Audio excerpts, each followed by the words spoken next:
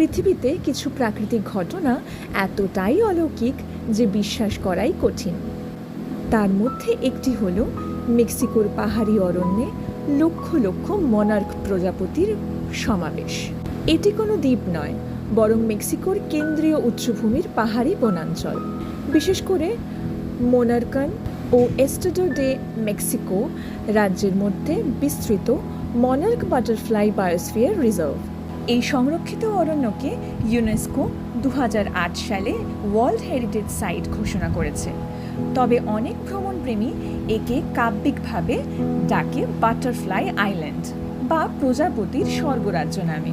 প্রতি বছর অক্টোবর থেকে মার্চ মাস পর্যন্ত কোটি কোটি মনার্ক প্রজাপতি উত্তর আমেরিকার কানাডা ও যুক্তরাষ্ট্র থেকে প্রায় 4000 কিলোমিটার পথ উড়ে এসে এখানে আশ্রয় নেয়।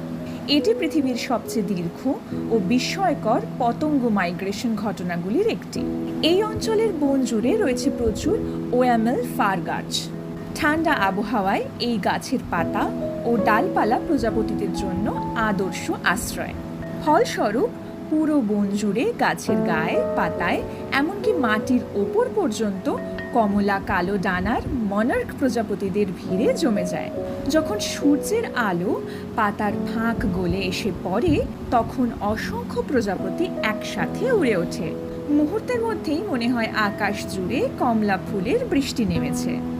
এই দৃশ্য একবার চোখে দেখলে হয়তো সারা জীবন ভোলা যায় না।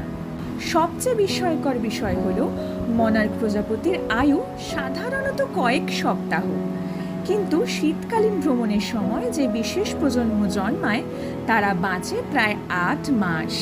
আশ্চর্যের বিষয় হলো এক প্রজন্ম শেষ হলেও তাদের বংশধররা প্রতি বছর এই একই জায়গায় ফিরে আসে।